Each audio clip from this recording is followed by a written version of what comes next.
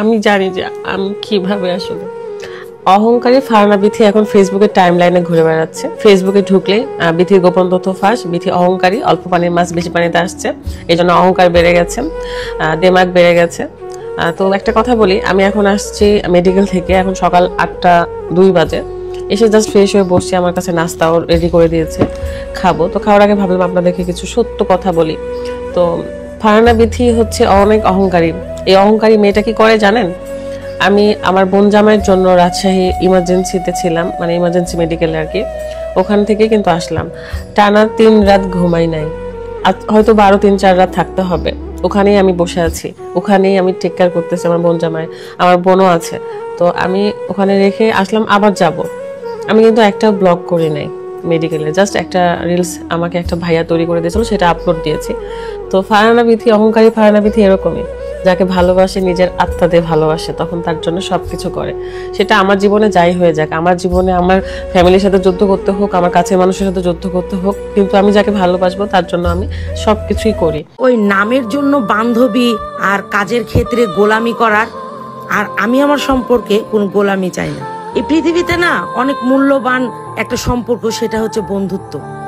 বন্ধুত্ব না সবাই করতে পারে না, বন্ধুত্ব করার জন্য মন মানসিকতা লাগে, এমনকি যোগ্যতাও লাগে। যোগ্যতা কিন্তু টাকা পয়সা দিয়ে না, মনের দিক থেকে যোগ্যতা লাগে।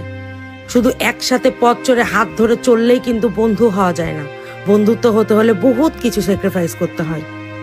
আজ আপনার সাথে আমি আছি বলে আপনি আমার প্রশংসা করছেন, আমাকে ভালোবাসছেন, আদর করছেন, আর আপনার সাথে একটু কথা কাটাকাটি হলেই আমি আপনার কাছ থেকে দূরে যাব বিধায় আপনি যে আমার নামে দুর্নাম করবেন, সেটা কিন্তু বন্ধুত্ব নয়। সম্পর্ক যেমন 2 তরফের মানুষের জন্য হয়, যেমন স্যাক্রিফাইস, বিশ্বাস, কথা বলার ধরন সবকিছুই কিন্তু 2 তরফ থেকে নিয়ে আসতে হয়। তিশার কাছে হাত জোর করে ক্ষমা পাবেন কি বিথি? লাইভে এসে হঠাৎ করেই ফারহানা বিথি যেন তিশার কাছে হাত জোর করে মাপ চাইলেন। অনেকেরই মন্তব্য, ফারহানা বিথি এবং তিশা একসময় একই প্লেটে খাবার খেতেন, যদিও বা বর্তমান সময়ে তাদের পারিবারিক এবং বিভিন্ন রকমের দ্বন্দ্বে জড়িয়ে আছে। লাইভে এসে জনপ্রিয় মুখ তিশা ঠিক এভাবেই মন্তব্য করেন যে কাজের সময় যেন কাজের লোক হিসেবে চালিয়ে নিতেন এই তিশাকে, তবে কাজের পর যেন তিশাকে মোটেও স্মরণ রাখতেন না এই ফারহানা বিথি। তবে ফারহানা বিথির মন্তব্য, তিনি ঠিক বোনের মতো দেখতেন এই তিশাকে।